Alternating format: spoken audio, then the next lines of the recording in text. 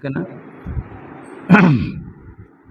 ప్రకటన గ్రంథము 1వ అధ్యాయము 8వ వచనము చెప్పుతున్నాము. ప్రకటన గ్రంథము 1వ అధ్యాయం కాడి నుంచి 7వ అధ్యాయం దాకా 2 ఎపిసోడ్లోని మీకు వచ్చింది. తర్వాత అందులో వివరాలు చూడండి.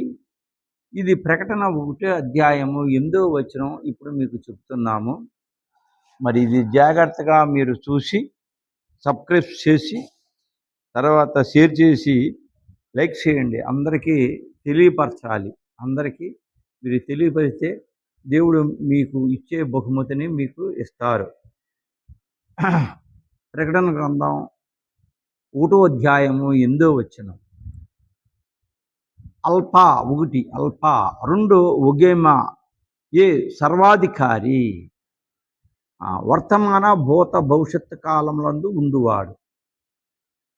అల్ఫా 1 2 ఒమేగా ఏ సర్వాధికారి వర్తభూత కాల భవిష్యత్తు కాలములందు ఉండువాడు, అన్ని కాలములు ఉండువాడు. క్రీస్తు ప్రభును సిలువేసిన సిలువై హెబ్రీ రోమా గ్రీకు భాషల్లో యూదుల రాజు అని రాసిరి. యేసు ప్రభుని సిలువేసేసారు. వేసేసిన తర్వాత ఆ పక్కన చెక్కకి అంటకట్టారు. ఏంటంటే ప్రభుని హేళన చేయటానికి.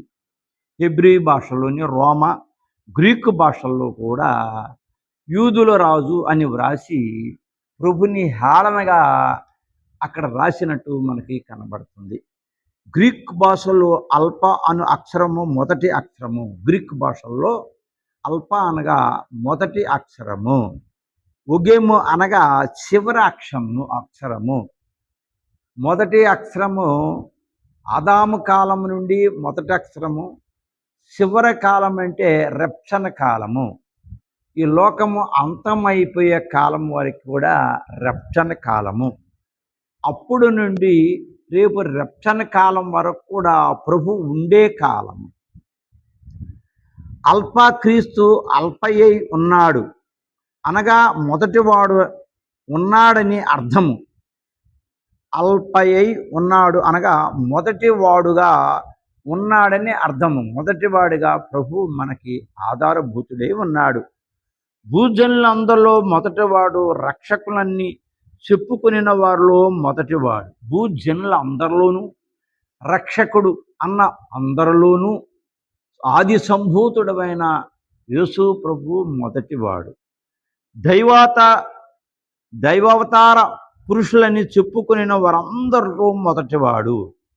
దైవావతార పురుషులు ఎక్కడెక్కడ ఎన్ని వాతావరణాలు దేవుళ్ళు అనుకుంటున్నామో అందరికంట మొదటివాడు యేసు ప్రభు. ఈయనను మించిన వారు లేరు, ఎక్కడా లేరు. ప్రభువుని మించిన వారు ఎవరూ లేరు, అతను ఒక్కడే.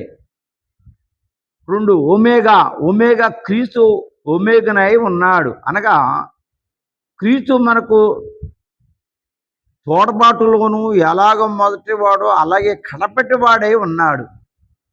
క్రీస్తు ప్రభు మొదటివాడు మనకు సహాయకుడిగా ఎలా ఉన్నాడు, లాస్ట్ వరకు కూడా రెప్షన్ కాలం వరకు కూడా ప్రభు మనకు తోడే ఉన్నాడు. ఈ సృష్టికి ఆరంభమందును సృష్టి యొక్క ముగింపునందును కూడా ఉన్నాడు. సృష్టిని తయారు చేసేటప్పుడు తండ్రి అప్పుడు ఉన్నారు, లాస్ట్ వరకు కూడా ఉంటారు. యేసు ప్రభు భూమి మీద మరియమ్మ గర్భాన ఉదయించినప్పటి నుంచే యేసు ప్రభు ఎంట్రన్స్ అయ్యారని కొంతమంది ప్రజలు అనుకుంటారు. కానీ అది కాదు. అసలు సృష్టి ఎప్పుడు ఆరంభమైందో అప్పటి నుంచే ఉన్నారు. దాని ముందు నుంచి కూడా ఉన్నారు. తండ్రి, కుమార, పరిశుద్ధాత్మ వాళ్ళు ముగ్గురు ఎప్పుడున్నారు? మన ఆత్మలు కూడా అప్పుడే ఉన్నాయి. అది ఎన్ని సంవత్సరములు అని బైబిల్లో కానీ ఎక్కడ కానీ లెక్కలు లేవు. పరలోక చరిత్రను బట్టి చూడగా ముగింపు లేదు. పరలోక చరిత్ర ఇది, భూలోక చరిత్రకే ముగింపు, పరలోక చరిత్ర అని లేదు. అల్ఫా ఒమేగా, ఈయనను మించిన వాడెవరూ లేరు.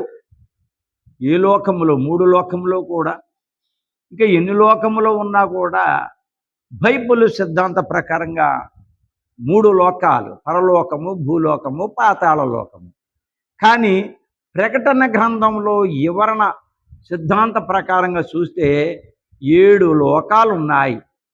ఆ 7 లోకాలు కూడా ఇదివరకు మరి 7 సంఘాలకు సంబంధించిన నేను చెప్పిన ఎపిసోడ్లో అది చెప్పి ఉన్నాను. అది చూస్తే ఈ 7 ఆకాశాలు ఏమిటనేది వివరంగా మీకు అర్థమవుతుంది.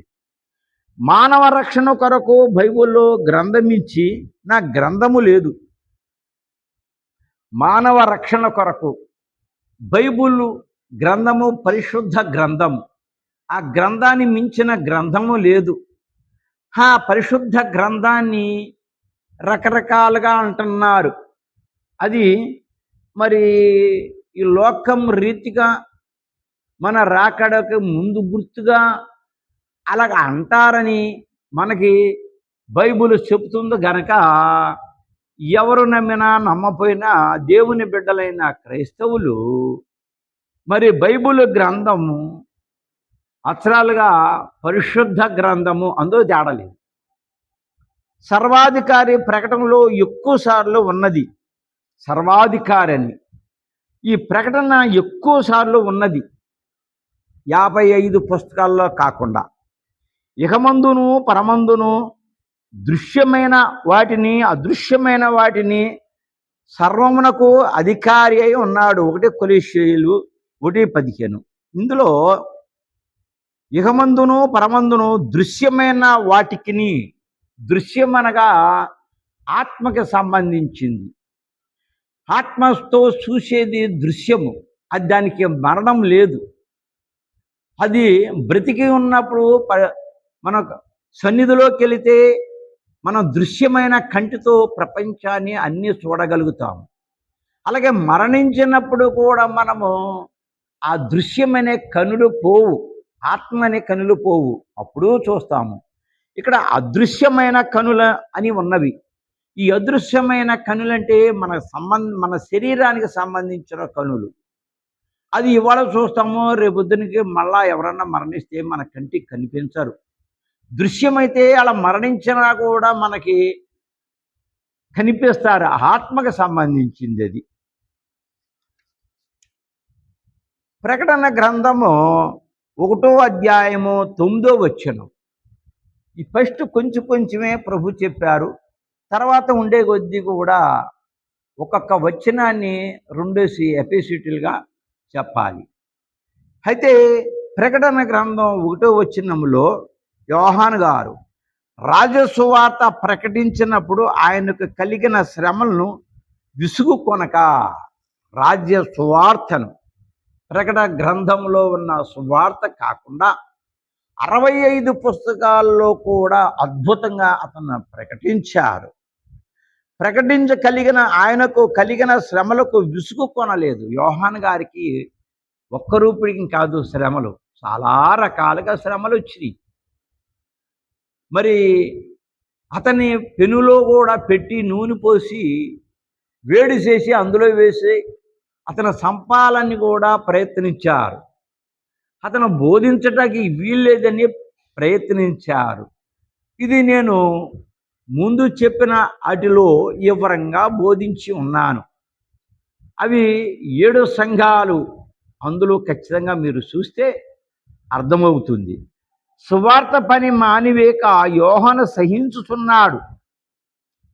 సువార్త పని మానివేక యోహాను సహించుచున్నాడు. ఏమిటి? శ్రమలు, బాధలు. ఈ సహించుతూ చదువరి నువ్వు సువర్తికుడైన ఎడల యోహాను వలె సహించుకొనుచున్నావా? ఎలాంటి శ్రమ యోహానికి? ఎంత శ్రమ! పద్మాసులంకలో తీసుకెళ్ళి అక్కడ బంధించారు డొమెటిక్ చక్రవర్తి మహారాజు. అయినా భయపడలేదు. ప్రభు నేనే చేశాను పని, ప్రకటన గ్రంథానికి రాయటానికి నువ్వు రమ్మంటే బోధని భూలోకం మీద బోధ కోసము, బోధ చేయటాని కోసం పరుగులు తీశావు. ఇప్పుడు అతని ద్వారా నాకు నువ్వు బందీ అయి ఉన్నావు గనక నీ ఆత్మని నేను తీసుకొని వెళ్తున్నాను, ప్రకటన గ్రంథం రాయమని ప్రభు ఆర్డర్ వేసి రాయించారు. అప్పుడే దేవుని వాక్యం బోధించినందున క్రీస్తు ప్రభు కేవలము దేవుడని ఆయన సువార్తలో కనపరిచినాడు.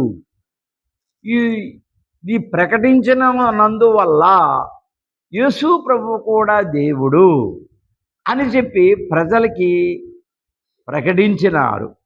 పత్రికల్లో కూడా కనపరిచినాడు. యోహాను గారు రాసిన పత్రిక, పేతురు రాసిన పత్రిక, యాకోబు రాసిన పత్రిక, ఈ పత్రికలన్నీ కూడా యేసు ప్రభువు దేవుడు అని ప్రకటించారు. అనగా వ్రాత మూలముగా కనపరిచినాడు. అయితే యేసు ప్రభుకి, మనకి, బోధకులకి, ప్రజలకి, అందరికీ కూడా యెహోవా తండ్రి దేవుడు. మరి యేసు ప్రభు దేవుడని ఎక్కడ చెప్పుకోలేదు, చూపించు అని ఆళ్ళు అడుగుతున్నారు. కానీ అది ఎలా వచ్చింది అతనికి దేవుడు అని? తండ్రి ఏ రూపుడింగా అయితే భూలోకం మీద ఈ పని చెయ్యి అని అతను ఆర్డర్ వేశారో, ఆ ఆర్డర్ని అతను ప్రాణం పోతున్నా కూడా లెక్క చేయకుండా దేవుని మాట విన్నారు గనుక అతను దేవుడయ్యాడు. నువ్వు, నేను, అందరూ కూడా ఈ లోకంలో తండ్రి చెప్పిన మాటని సహించి చేస్తే మనకి దేవుడని పేరు రాదు, కానీ దేవుని కుమారులని పేరు వస్తుంది. సువార్త ప్రకటన ద్వారా దేవుడిని బోధించినాడు, గొప్పగా బోధించాడు. యోహాను సువార్త 1:1 ఉంది, యోహాను 5:20 కూడా ఉంది. యోహాను దేవుని వాక్యము బోధించి క్రీస్తు ప్రభువును గురించి సాక్ష్యమించినందున దేవుడి కోసం, యెహోవా తండ్రి కోసం బోధించి క్రీస్తు ప్రభు కోసం సాక్ష్యమిస్తున్నాడు. క్రీస్తు శకం 93వ సంవత్సరమున, అంటే క్రీస్తు శకము అంటే క్రీస్తు యేసు ప్రభు పుట్టక ముందు 93వ సంవత్సరం నా డొమినియన్ అను రోమన్ చక్రవర్తి చిన్నాసియాలోని మధ్యధార సముద్రమునందు గల పద్మాసు ద్వీపమునకు ప్రవాసిగా పంపెను ఈ యోహాన్ని. అక్కడ కట్టారు, కొండలపై కట్టారు, సముద్రం మధ్యలో. ఈ లోకంలో ఉంటే అతను బోధిస్తూనే ఉన్నాడు, ఎంత చేసినా మరణించడం లేదు. క్రైస్తవ మతాన్ని, యేసు ప్రభుని బోధిస్తున్నాడు అని అతన్ని తీసుకెళ్ళి పద్మాసు లంకలో డొమినియేషన్ అను చక్రవర్తి తీసుకెళ్ళి అక్కడ బంధించారు. 1:9 అయిపోయిందండి. తర్వాత 1:10లోకి వచ్చాము.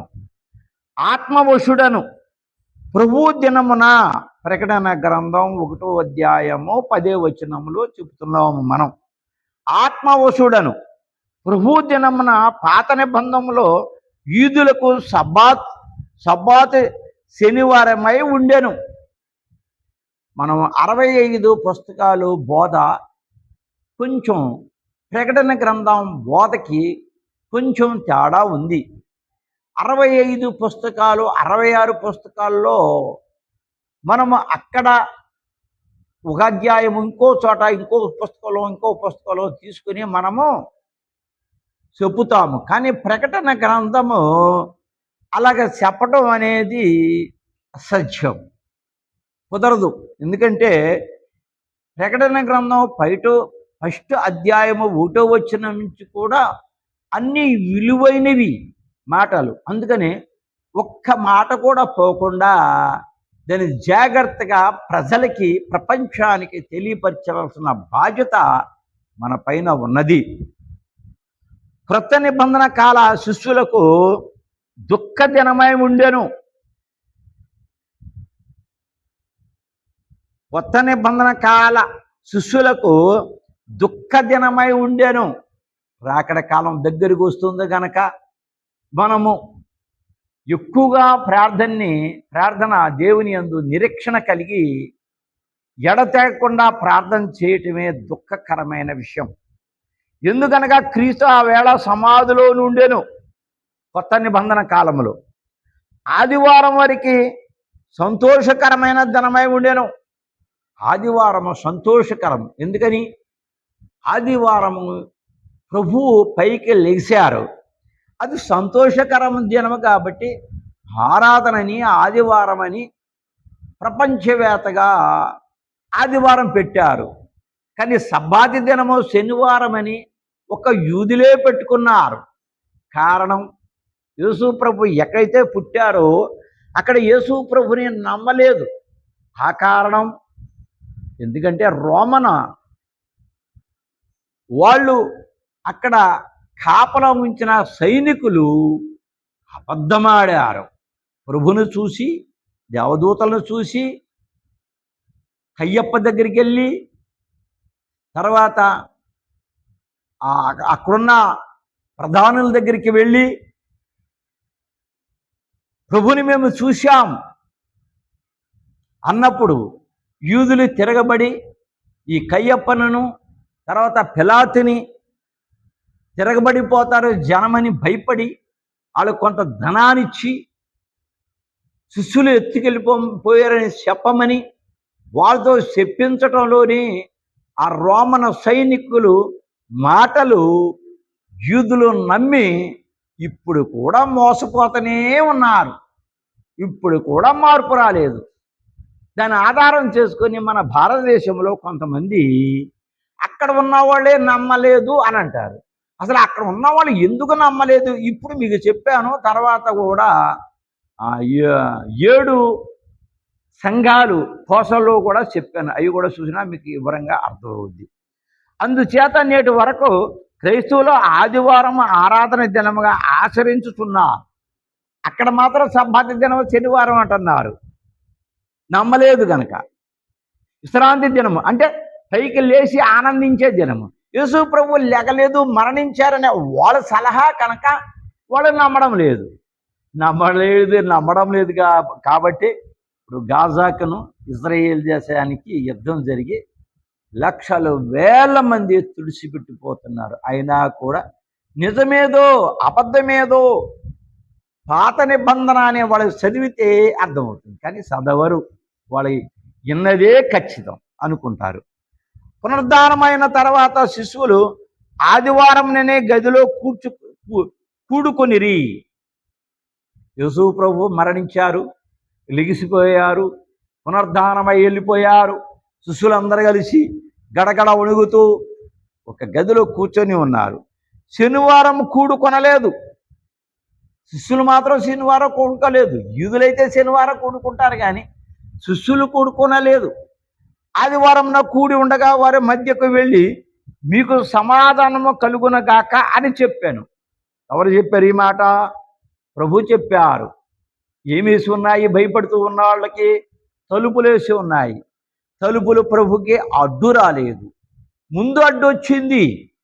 అప్పుడు ఏ శరీరంతో ఉన్నారు? క్షయిత శరీరముతో ఉన్నారు, క్షీణించే శరీరంలో ఉన్నారు. పునరుద్ధానం అయ్యే సమయానికి అక్షత శరీరం వచ్చింది. అందుకనే తలుపులు అడ్డు లేవు.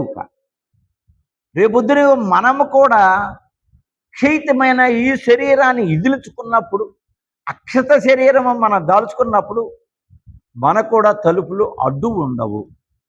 యోహాను సువార్త 20:19 ఉంది. 20 అధ్యాయం 19 వచనములు. ఆదివారం ఉదయం ఆయన పునరుద్ధనుడుగా శిష్యులకు సమాధి వద్ద కనపడిన. పునరుద్ధానుడు అంటే బ్రతికాడు, శిష్యులకి కనిపించారు. మార్కు సువార్త 16:9 ఉంది.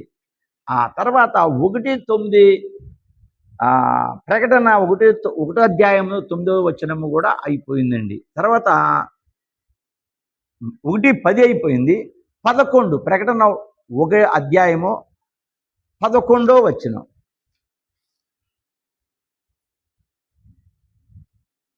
బోర దగ్గరకు దూరమునకు ప్రభువు 33 సంవత్సరంలో బోధించినది మొదట శిష్యులకు వినబడెను.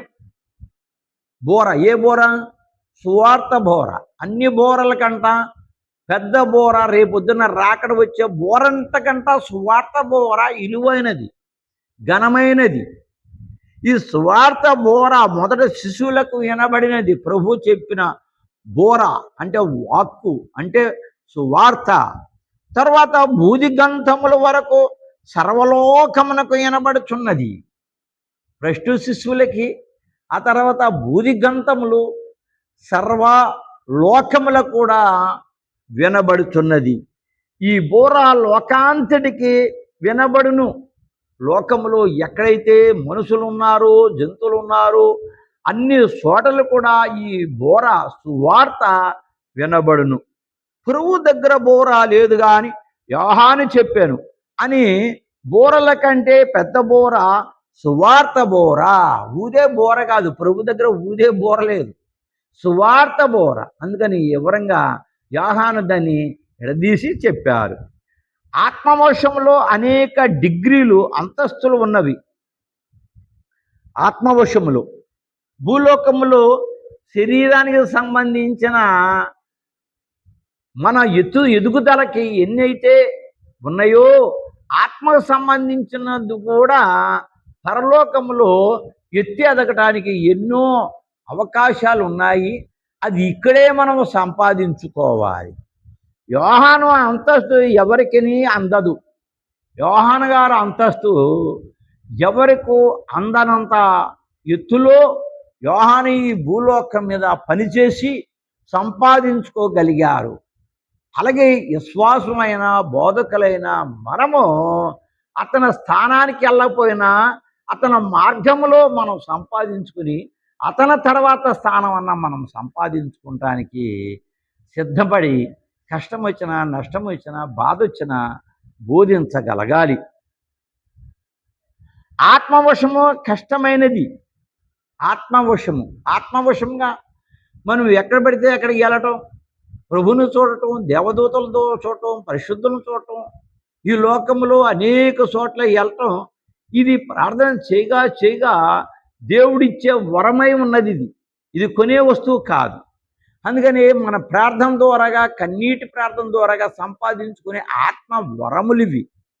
యోహాను నేల మీద పడి తన మనసును, జ్ఞానమును, సమయమును నేల మీద పడి తన మనసును, తర్వాత జ్ఞానము, తర్వాత సమయమును ఎటు వెళ్ళకుండా శరీరమును ప్రభు యొక్క ఆత్మవశము చేసుకొనిను. అతను ఆత్మ సన్నిధిలోకి వెళ్ళినప్పుడు ఇవన్నీ కూడా బంధించి ప్రభువునే అతను చూడగలిగాడు. ప్రభుతోనే సులువును చూడగలిగాడు. అతనితోనే మాట్లాడగలిగాడు. ప్రాణము మాత్రము ఉండేను. యోహాను దగ్గర ఒక్క ప్రాణమే తప్ప ఇవేమి కూడా ప్రభు కనుదృష్టిలోకి వెళ్ళిపోయాడు. మనం సన్నిధి చేసినప్పుడు కూడా అదే రూపంగా మనం వెళితే అప్పుడు దేవుడు మనకు కావలసిన దర్శనాల్ని పూర్వ ప్రవక్తలు జరగబోయేది దేవుణ్ణి అడిగి ఏ రూపంగా అయితే చెప్పారో అలాగే మనం ఈ లోకాన్ని కూడా మన సంఘానికి, తర్వాత ఏదైనా ఆపదలో ఉన్న వాళ్ళకి దేవుణ్ణి అడిగి చెప్పగలగాలి. ఈ రూపంగా మౌనంలో ఉండగలిగితే పండు రాలిపోవుట సిద్ధంగా ఉన్నట్లు యోహాను నుండి గడగడ వణుకుతూ ఉన్నాడు. యోహాను గారు పండు రాలిపోయినట్టు బాగా వృద్ధాప్యం ఇచ్చారు. 12 మంది శిష్యుల్లోని యోహాను గారే మామూలు మరణం పొందారు. మిగిలిన వాళ్ళందరూ కూడా ఎవరో ఒకళ్ళు చంపారు. ఎందుకు చంపారు? దేవుని పక్కన కుడిపార్శ్వాన సింహాసనం కావాలన్నారు గనక, నేను పడ్డా శ్రమలు మీరు పడగలరా అన్నప్పుడు, మేము పడతానన్నప్పుడు అప్పుడు వాళ్ళకి శ్రమ కలిగింది. శరీరము, ప్రాణము, మన శరీరము, మన ప్రాణము, ఆత్మ 3 అక్కడే ఉండును కానీ ప్రభువు పిలిచినప్పుడు ఆత్మ వినెను. అన్నీ ఇక్కడే ఉన్నాయి కానీ ఆత్మ మాత్రం ప్రభు స్వరము వచ్చినప్పుడు చెప్పు ప్రభువా అన్న మాటలు మనం వినగలము.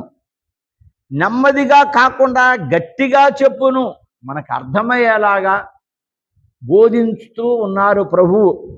ఎందుకని? ప్రపంచమంతటికి వినబడవలెను.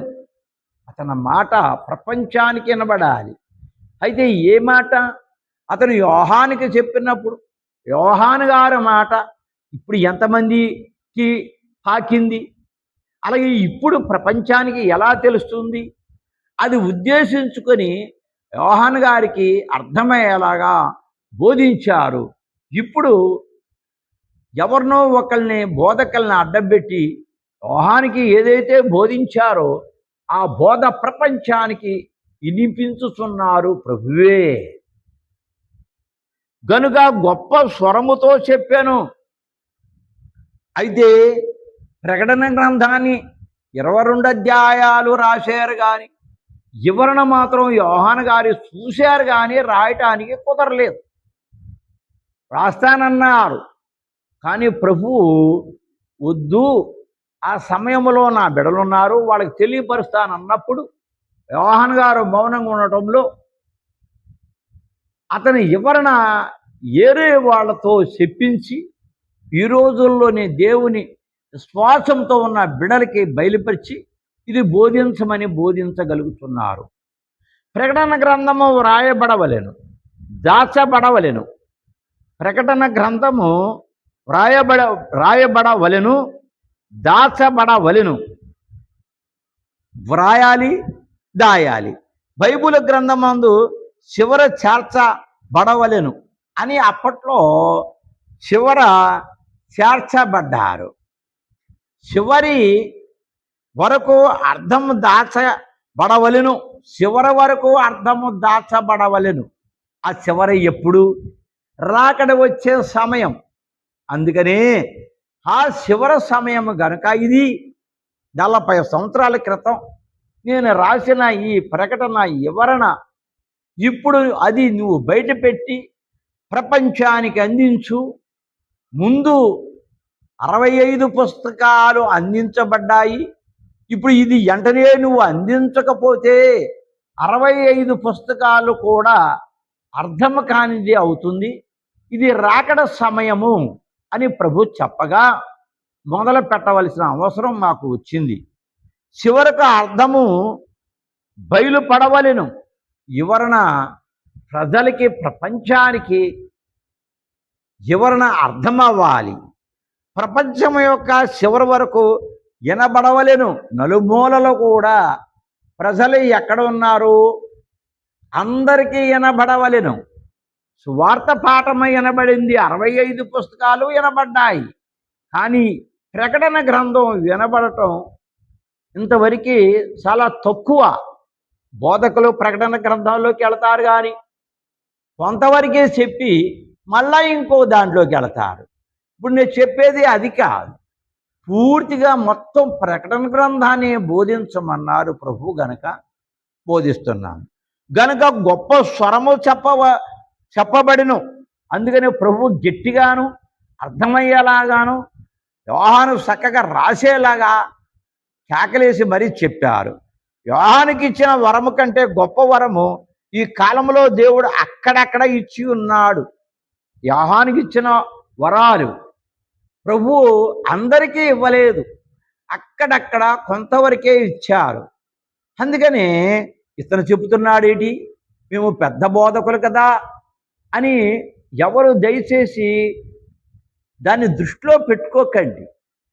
చెప్పిన వాక్యాన్ని, ప్రభు చేసిన బోధ అది ఆలోచించి ఇది ఖచ్చితమా కాదా అన్నదాన్ని దృష్టిలో పెట్టుకుంటే దేవుని దీవెనలు మీ అందరి మీద ఉంటాయి.